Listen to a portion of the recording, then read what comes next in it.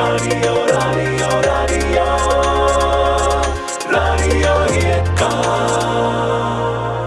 Welcome to another Kipinä podcast episode, and today we have an international guest, Dave. Welcome to the show.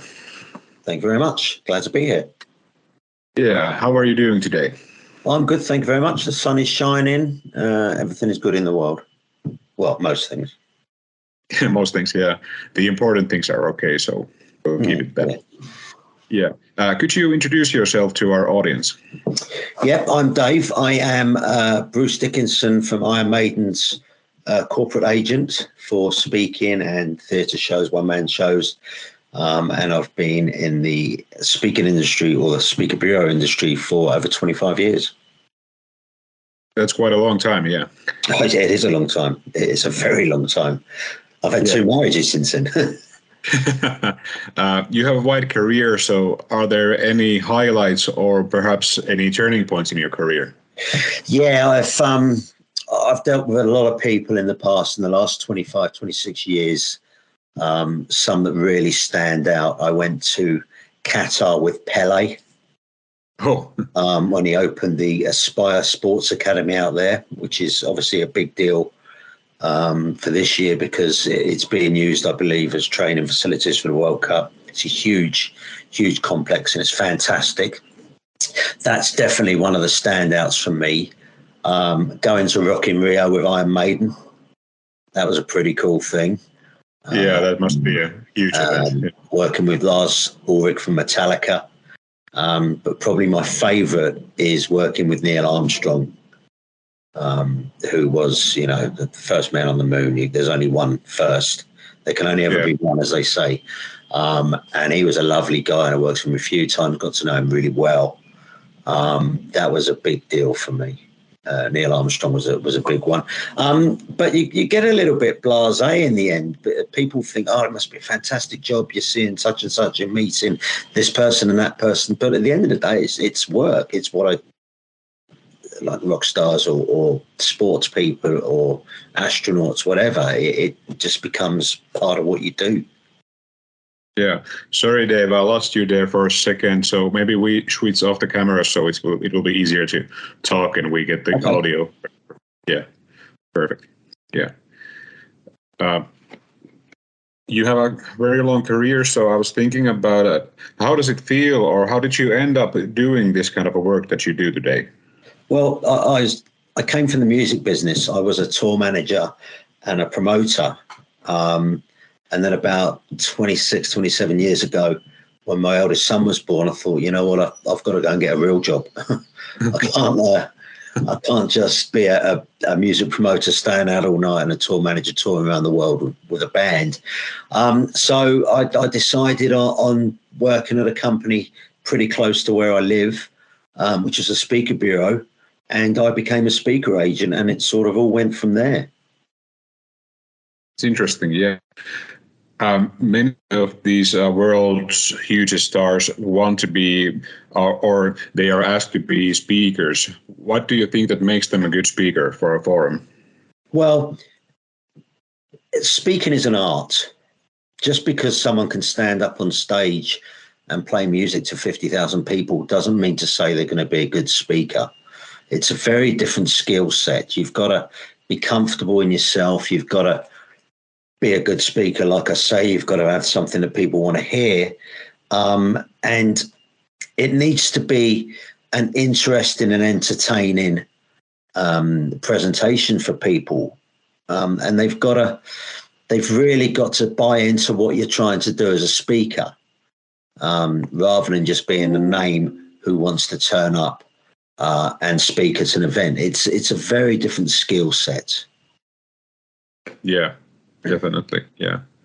It's interesting because first time when I heard that actually Bruce Dickinson was coming to Kipinä to give a speech, I was wondering why is he coming to a business seminar and giving a speech? But when he started talking about the talking points that he had, it made perfect sense because it's you have to be a big leader. You're the front man of the biggest metal band in the world, so you have to have some leadership skills there also. Well, absolutely, but Bruce is a very smart guy. And he knows that there's a difference between standing on stage with a band and singing to 100,000 people than standing up there on his own and talking to a business audience. You've got to have something behind you. He's got his business experience. He was an international fencer. He's a brewmaster. He's an entrepreneur. He's a business angel. And of course, he's a rock star as well. So you've got all those things wrapped up. But it's a very different skill set, like I say, to what he's got as a speaker than what he needs as a rock star. And the fact that he is a great speaker as well, very charismatic, entertaining, and he's natural. And that's what you need from a speaker. Yeah. So the feeling that the people is really talking about from the heart and not from the script, basically. Well, absolutely. He doesn't use a script, and you need to be able to give some knowledge to the audience that they're going to take away something from your speech and use it in their day-to-day life, rather than just him telling the story of how he became a rock star. Well, that's not really going to help anyone to take away anything into their business life. But Bruce uses the equation of being a rock star, but also being a businessman. He's like a businessman inside a rock star's body. And he talks about how you turn your customers into your fans, because he hates customers. He loves fans. You don't want customers, because customers have a choice and they can walk away. Whereas fans, if you've got a fan in a company, if someone's a fan of your company, they're going to stick with you because you're doing things right and you're doing things with integrity. And that's what he talks about. Yeah, I think that was a big kind of a big light bulb that went up in my head when Bruce talked about the customers versus the fans kind of points. So it was very interesting, and you have to create a little bit of a fandom for every business so that you can succeed anyway. It was very interesting indeed. So I can imagine that you're a pretty busy guy managing all these rock stars who have their own schedules also. So what would you say that is the most difficult part of your job at the moment? Well, at the moment, Bruce is on tour until the end of October. So obviously when people want him to speak at their event at the moment, he can't. Yeah, of course. Having to turn all these events down that happen until the end of October is difficult, but it is what it is. Obviously, the entertainment, the speaking world, as the last couple of years, for obvious reasons, has been zero. Virtual came and it's staying, but it's only going to stay. It came because it was the only game in town. Now it's not the only game in town, but it's added an angle to speaking. People can have a virtual speaker now if they want. It's going to cost less money. They don't have to fly someone in. And events, I think, have become a bit of a hybrid between virtual and live. But there's no substituting for a live event. No, of course not. And I think that the business has changed also quite dramatically, especially here in Finland. I can see that they are not people are not buying the tickets to the events because they are afraid that the event will be cancelled. So kind of the monetary situation has shifted to another level. So we at the moment we don't know in Finland what the kind of venues we will have in the future who will provide us these kind of events.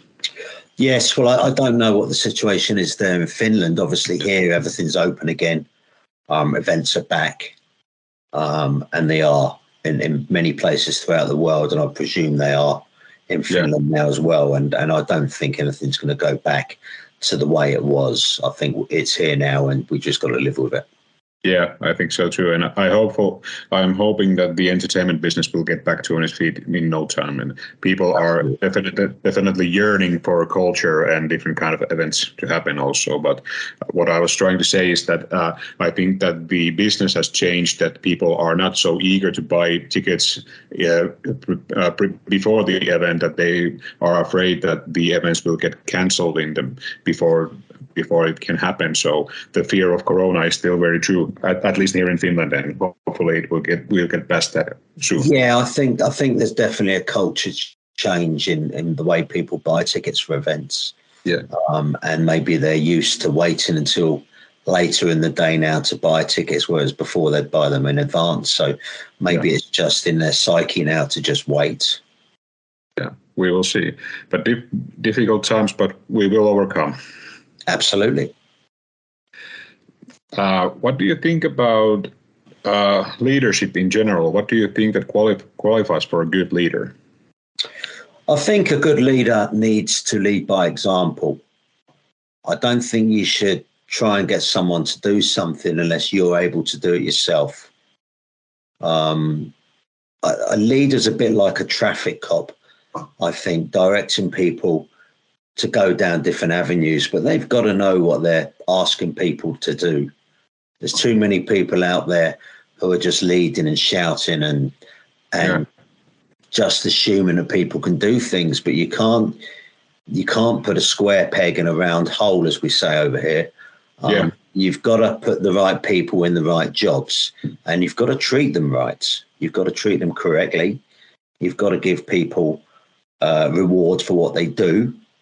And you've got to be flexible with people, because people are people and they have lives, and not everyone can do everything every time of the day because something's happening in their life. And I think COVID brought that home to people, and a lot of people started working from home.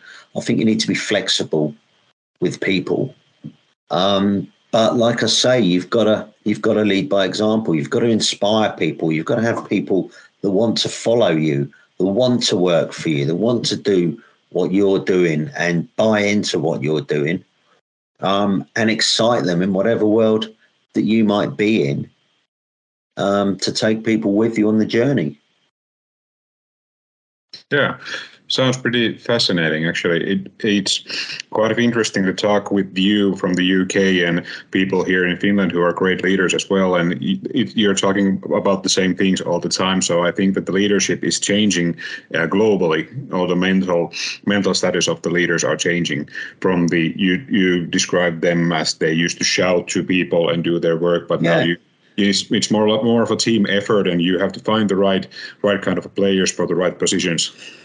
Absolutely, and you could take the same analogy from a football team. There's different sort of managers. You've got an old-fashioned manager like, say, Alex Ferguson, who would shout at people and they'd be scared and go and do what they do. Or you've got the new style in Jurgen Klopp, who will hug people, let them know they're wanted, let them know they're loved. But when they need to be told you're doing that wrong, you've got to be able to tell them you're doing that wrong. But there's a fine line between just shouting at someone because they're doing it wrong, or telling them off, and coaxing them into doing it correctly. Yeah, definitely. And I think that Jurgen Klopp is the perfect example for this, because we both love Liverpool. I remember Absolutely. this when we met a couple of years ago. So no, absolutely. I think Jurgen is the prime example of the fantastic modern day sports manager. Everyone will want to play for Jurgen Klopp. Yeah, and I think that's the kind of goal that every leader should have, that people want to work for them, and they have the same goal and the same agenda, and they want to belong to the team, that they're just not doing their work because they need money or anything else, but they actually want to work for the team. Absolutely. You've got to, where you work, you've got to want to do that job. Yeah. Not just money, because at the end of the day, you're going to be working 8-9 hours a day doing a job. You can't be doing it just solely for the money. Yeah. What kind of or where do you find your inspiration to do your work? I can imagine that you do long days and you travel a lot, so it must be very, very frustrating from time to time. Also, it comes with the job, but you must have something that inspires you to do this from day on to day on. Well, yeah, I did. Before COVID, I was traveling an awful lot, and people used to say, excuse me, people used to say, your job's fantastic, you're just so lucky. And I'm like, well, you spend most of the time at an airport, in a car, or in a hotel room, and then in a conference hall. You don't get to see any of these places. Not really. What gets me up in the morning is the people I work with, the fascinating variety of people, whether it be a rock star, a sportsman, or whatever it might be.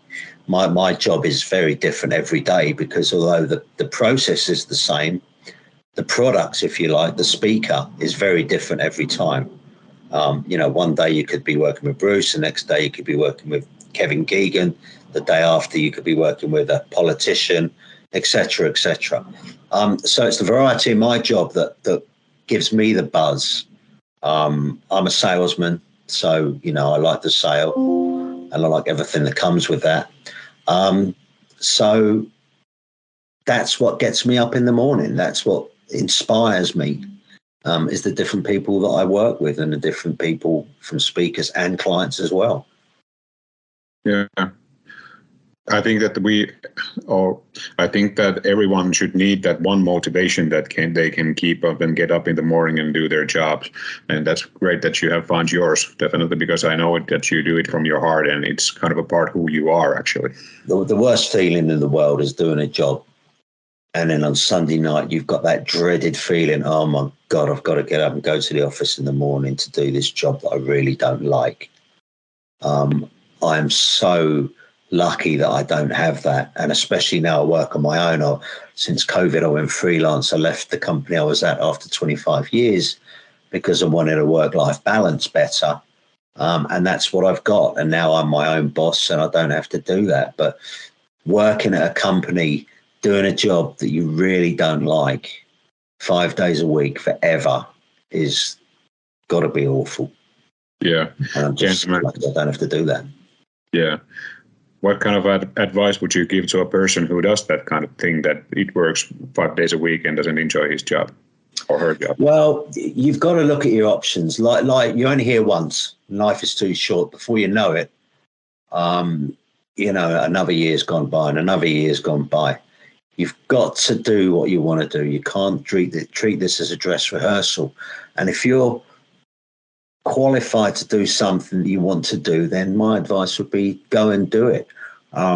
There's a quote Bruce uses, which is really very good. And he used it when he left Iron Maiden the first time back in the 90s, I think it was, or the 2000s or whatever, because it was like Groundhog Day to him and he needed to find out what else was out there. And there's a quote, I think, by Henry Miller: all growth is an unprecedented leap in the dark without knowing what's going to be there when you land. And that's it. No one knows what's going to happen when you move to somewhere else. Everyone gets nervous about doing it and excited, but it is what you make it. And if you stay in a job that you really don't like, obviously people have to work and they have to earn money, and if that's what they got to do, that's what they got to do. But if you can motivate yourself to get out of that rut and go and do something that you'd enjoy more and still earn the money you need to earn, then that I would advise that's the way to go. Yeah, to take the risk and try to elevate yourself. Yeah, an educated risk. Yeah. I mean, don't leave because you want to go and play football for Finland. If you can't play football, obviously everyone will want to do that, but if you can't play football, then you can't do it. You've got to play to your strengths, and if if you can go and do something you're more passionate about and still work and do what you got to do, then that would be my advice. Yeah, sounds perfect. To work at your strength, basically. Yeah. And find out what it is. Yeah. Perfect. I have this kind of a standard question that I ask from every guest. And in the world, there are two great leaders, of course, but one or two of the most known are, of course, Steve Jobs and Elon Musk. So if you had to choose, which one would you choose? To work for? Or in general, if you think about their leadership skills and everything that they stand for, so who would you aside for or work for, basically? I would go Steve Jobs. Okay, can you say why? Just the creativeness of him. I don't know too much about Elon Musk, but I'm not quite sure I like what I see too much. Whereas Steve Jobs inspired generations with what he did and what he came up with, and changed the world we live in. We've all got an Apple iPhone. We've all got an iPad. Yeah. I'm not sure Elon Musk can say he's done that. Whereas Steve Jobs, he changed the world. Yeah. It's a good answer, and this is pretty funny because I've asked this from 6 guests so far, and the score is actually tied 1-1 because the other 4 guests have not been able to give me an answer, but you gave it from the shelf, so I thank you for that. Sorry, you're breaking up. No, I'm still here. Yeah, Great. Let's talk a little bit about Kipinä event. What are your thoughts about our event that we're going to host in November? I think it's great. I've been to Erica's events a few times now. They're always extremely well run. They're always very well attended. Great speakers, organised, great. I was at an event she did with Tony Iommi and Ian Rush, and they're all, places like Kokkola and places in Finland. They need things like this. Shouldn't just have it in the capital city of a country. Yeah, there are business people everywhere that want to go to this event, and in the suburbs and the other cities in the country, you need this.